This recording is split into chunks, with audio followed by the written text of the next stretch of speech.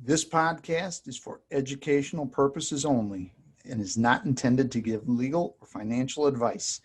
Please consult with a competent professional regarding those topics and issues.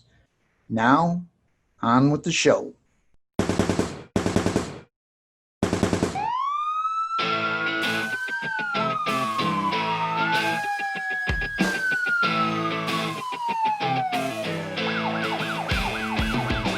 Workplace violence, domestic terrorism, mass shootings. It's a reality, and it affects us all.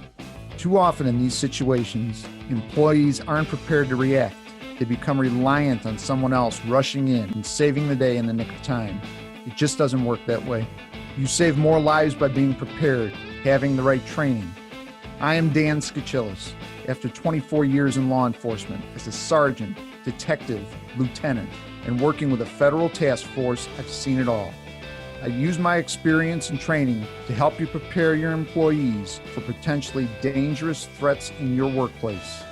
Be prepared, take action, and send the message. If you're looking for a victim, keep looking. Good day, all. This is Dan Skoczylas with CLS Enterprises Hawkeye Active Shooter Response. Welcome to our first of many podcasts. This is June 4th, 2020, and I wanted to talk about some of the things that we are all experiencing right at the moment, something outside the COVID-19 catastrophe that we've been dealing with. We do a lot of things here. We train people for active shooter response. We train companies and their employees for active shooter response. We do pre-employment background investigations. We examine policy, practice, and procedures, and consult with companies with regard to their security needs and what they can do to make their employees safer. However, one of the most important things that we try to convey whenever we're doing these training sessions is that each individual is responsible for themselves. And if anything could possibly make that point more or drive that point home, it would be the riots that we've been experiencing across the United States in the last week, and watching the police response or lack thereof to it. So I wanted to discuss that a little bit today. And I'm not going to in any way, shape, or form try to make this a political conversation, or make it about Second Amendment rights or the Constitution or any of those things. I really want to talk just about the realities of things, okay? Some of the politicians that we have elected and put into place have turned the upper level command of our police agencies into puppets. And I'm watching these people talk on the news and watching some of the statements that they're making and some of the advice that they're giving, and I'm appalled. I was in law enforcement for 24 years. I left the business in 2014. I retired as a lieutenant. I have held multiple positions in that industry and had a very blessed career during those times. I'm very proud of the time that I spent doing that and very proud of my brothers and sisters in blue. That does not mean in any way, shape, or form that I support everything that they do. Just like in every other vocation in the world, there are good and there are bad. And what we saw with the recent incident in Minneapolis, Minnesota, I have no explanation for it, and I'm not going to try to defend it, and I'm not going to try to argue it. But from a tactical approach or a police procedural approach, what that officer did to that particular individual which sparked this mess was wrong. So let's get that out of the way, and get on to the topic of the day, which is what happened in the aftermath. We have to let the system play out, okay? As tough as that may be sometimes, to jump to wanting immediate gratification in these cases and the tar and feather and hang 'em high approach just doesn't work. We have a system of laws in this country, and they need to be followed. And that's for everyone's benefit. Okay, we don't want a duly convicted individual to be released from custody because the investigation was rushed or the prosecution was done improperly. Okay, so we've got to let those things play out, and it's hard sometimes to be patient and to wait. The wheels of justice, as we know, turn very slowly, especially when you are waiting for the results to come forth. In the meantime, though, the reaction of some of the people with these, initially they started calling them protests, and I'm all for First Amendment rights and being able to vocalize and voice your displeasure with the way things have gone.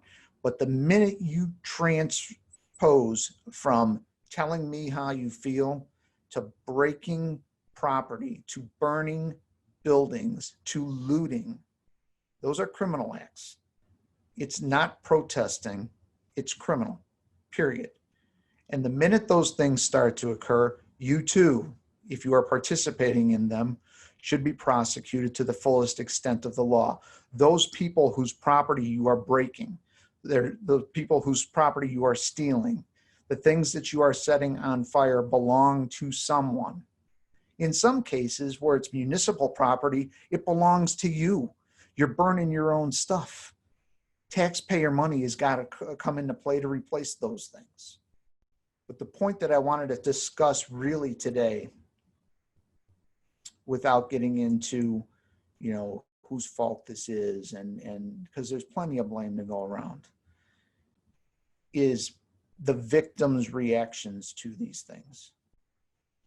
It's never become more apparent to me than watching these things on TV, that people, intended victims, tend to be sheep, just like they've been described many times. They're sheep, right? They expect that somebody else is going to swoop in, namely the police, and save them. Yet the politicians that we've all elected are telling the police, we're going to stand down and we're going to let these people vent. They just want to vent. They want their voices to be heard. Let your voice be heard. Just don't set my car on fire.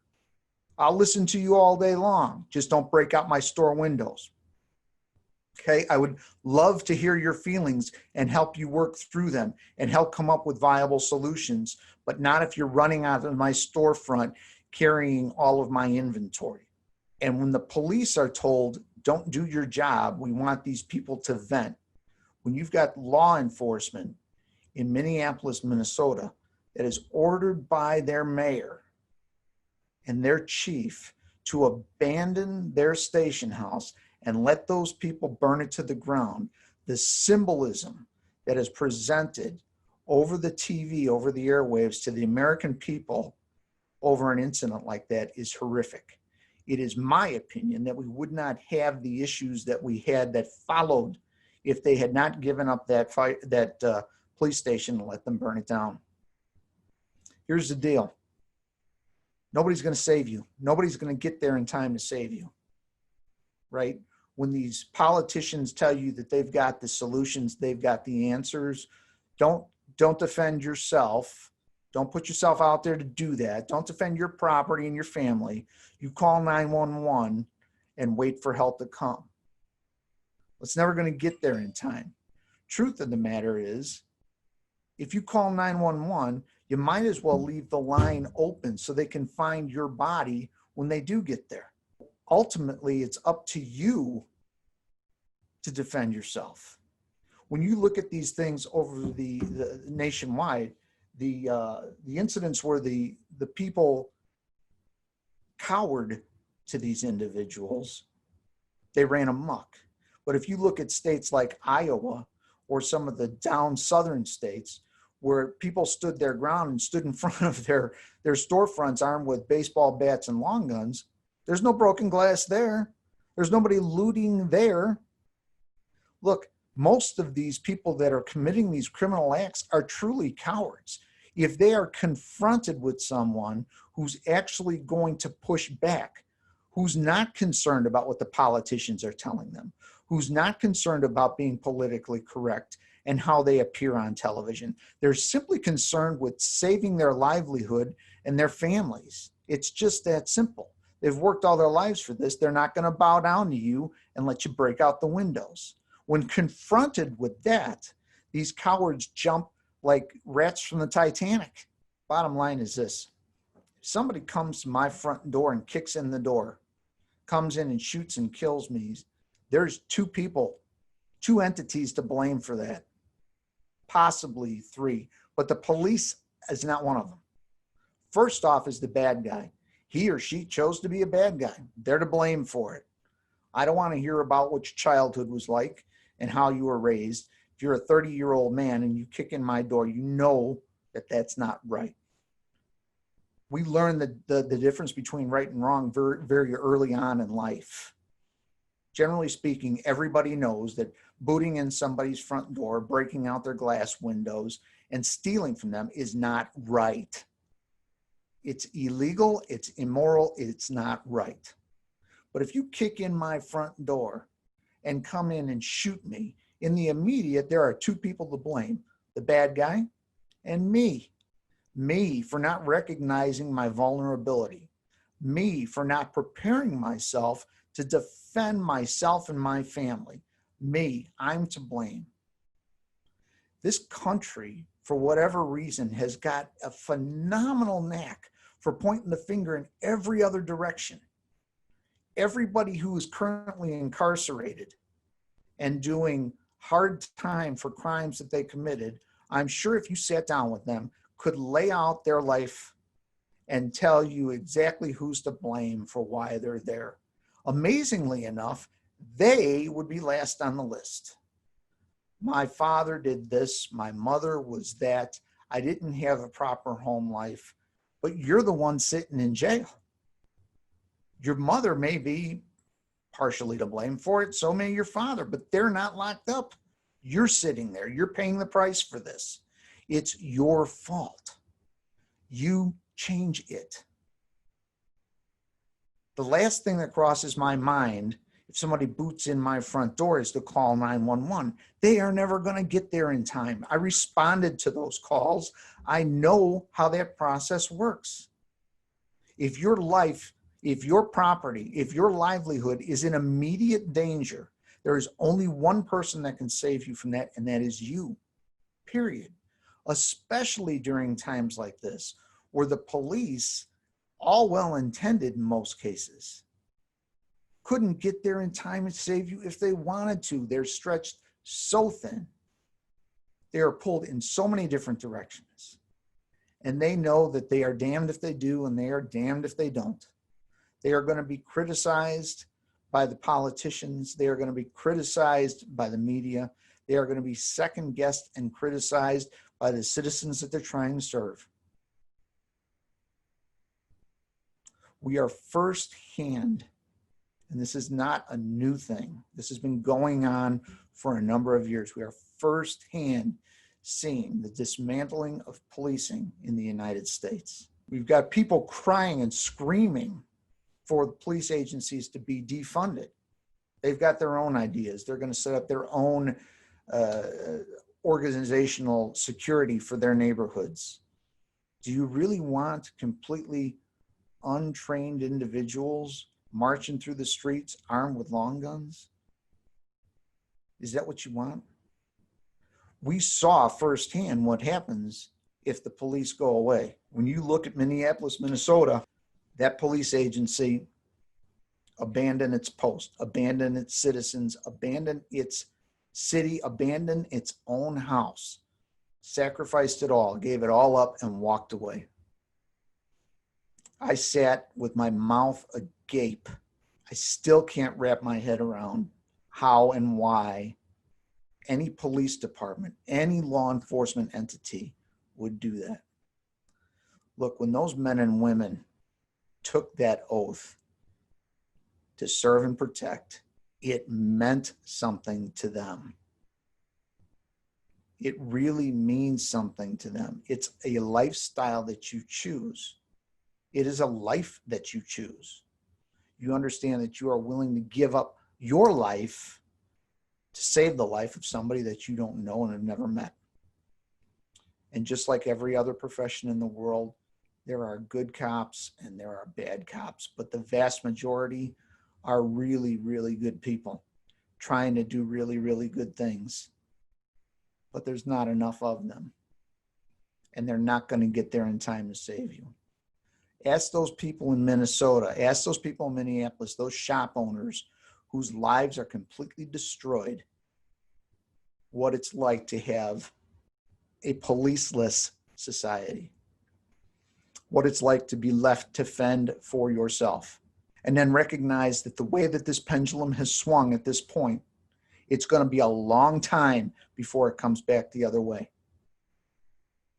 So you are going to have to save yourself. A lot of that comes from situational awareness, being prepared. I really don't think after what we've experienced over the course of the last week, anybody could possibly think to themselves any longer, it's just not going to happen here. Those things don't happen here. They happen everywhere.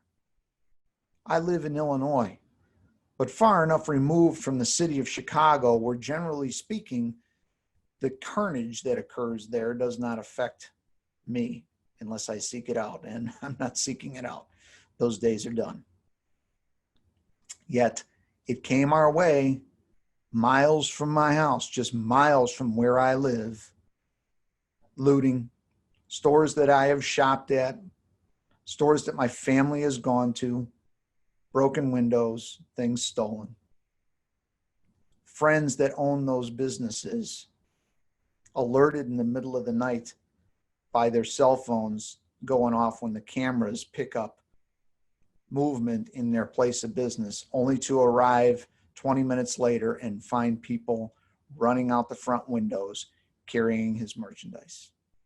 And when he confronted them, they spit on him. They spit in his face. All he wanted them to do was go away. The police were never going to get there in time to do any good. At this point in time, you should view law enforcement for what it is, a report writing mechanism. It's what it's become. It's not what it's intended to be. It's not what they want it to be, but it's what it's become. Because if you have human contact, you risk being second-guessed and disciplined. Some cases arrested, and in some cases that's warranted, but those are the minorities. Those cases are the minority of what the job as a whole.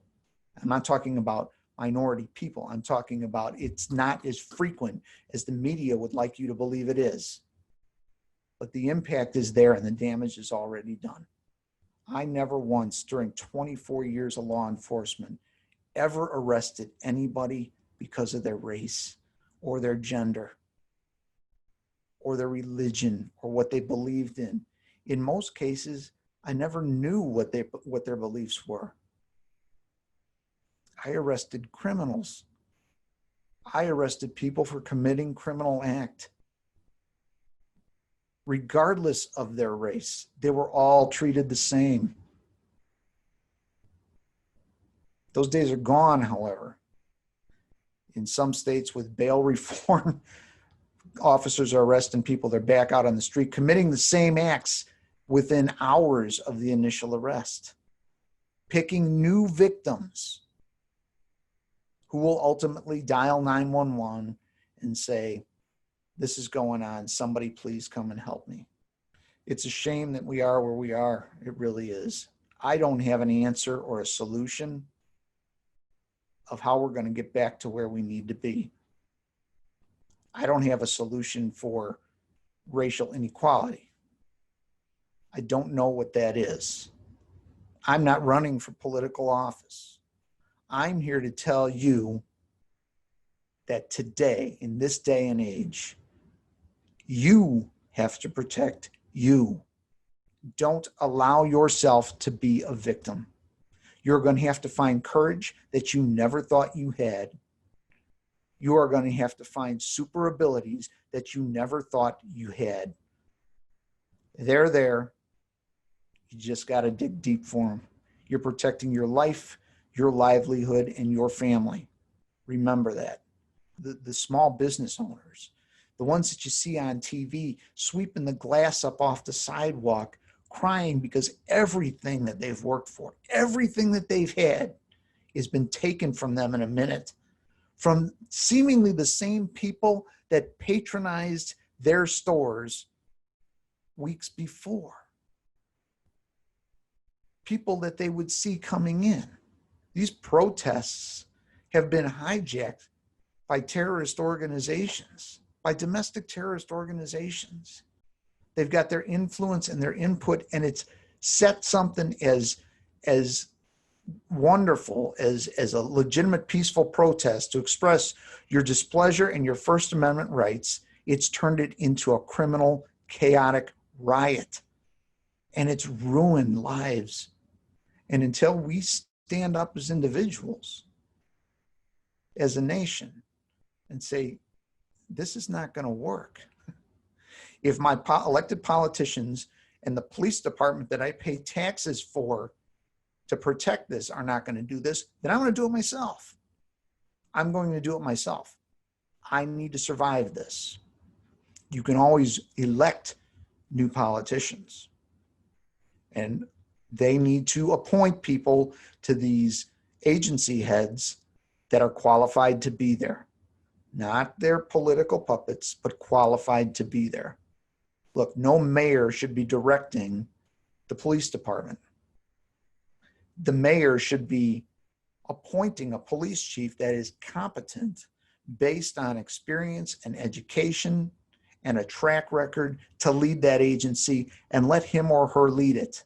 I've seen mayors from these towns that were under attack completely fold like a deck of cards. It just comes tumbling down around them. And yet they're still telling their police chiefs what to do. And then you see the commanding staff on TV saying, we're doing a wonderful job. You're not. You can't stand there on camera telling me that your officers are doing a wonderful job as the city in the background burns behind you. We deserve better than this. And if you can't provide it, then the citizens will provide it for themselves. It's just that simple. So I speak to my fellow law enforcement officers here a little bit too. Your jobs, your vocation is at risk. I said it for a couple of years before I left policing. Said people are starting to recognize that that the police are doing less and less and less for them. And ultimately, if we don't get a handle on this and figure out how to better serve them, they will come to the realization that they don't need us. They don't need them. You're not doing anything for me anyway. What am I paying for? Yet, the minute you remove police from the streets, you end up with Minneapolis. It wasn't a long period of time. It happened overnight. That thin blue line has to exist. It has to be there, or we're going to end up with the chaos that you've seen over the course of the last week in so many huge municipalities, in so many large cities. I've got a daughter that goes to school in New York. I don't know if she's ever going to be going back there. The school, the area that she loved so much, the city that she loved so much, is in complete shambles. So many law enforcement officers standing off to the side doing nothing at all because that's what they were directed to do. Nothing. Let them vent, they said. Let them express their anger. You can express your anger all day. When you break windows, it's a criminal act. You should be going to jail for that, and you should be staying in jail. You should get your due process, but you should be locked up. I feel bad for the protesters. I do not feel bad for the rioters. I feel horrible for the small business owners. They're going to have such a difficult time recovering from this. And for those of you that were out there taking part in these things, the lives that you ruined far outweigh those that you helped. If we all took care of our own home, if we all took care of what was contained within our four walls, most of these issues would go away. If everybody took responsibility for what they did, for what they said, instead of trying to point the finger someplace else and say, this is why I'm this way. This is why I did this. Personal responsibility. I pray that this gets better. In future podcasts, we're going to get a little bit more on track and talk about violence in the workplace and measures that we can use to prevent and mitigate those things. But again, you're going to find that it all comes down to the same thing: personal responsibility, understanding what you're responsible for and making sure that you take care of business there. We're going to have some guests on the show over the course of the next few months. Some people that have been involved in active shooter events, both law enforcement and employees and victims of workplace violence. We're going to get them on here too, so you can hear their stories.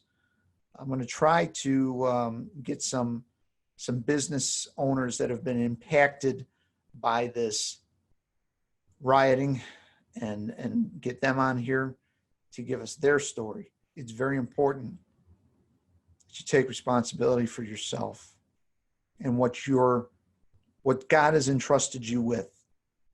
Okay. I wrote a book on this last year called If You're Looking for a Victim, Keep Looking.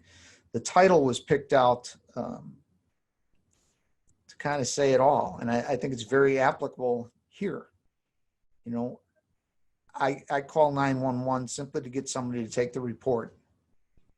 Because if I'm counting on that phone call getting you there in time to save me, it's just not going to happen. I'm going to be another victim.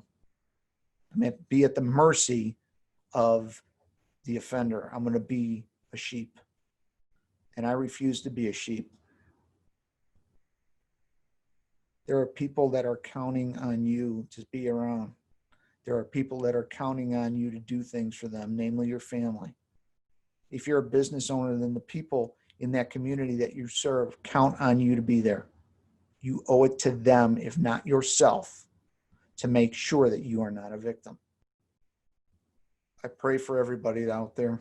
I pray for a quick end to this. I pray for our politicians. I pray for a solution to the racial issues that caused this event.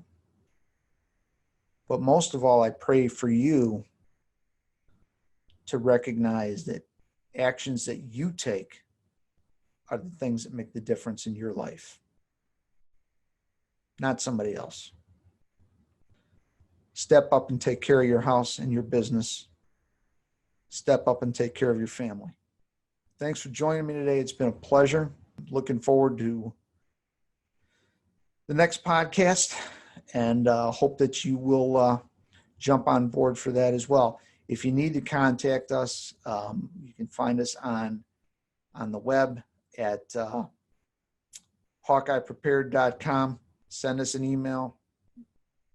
You can get a hold of us by phone. The phone number is there as well.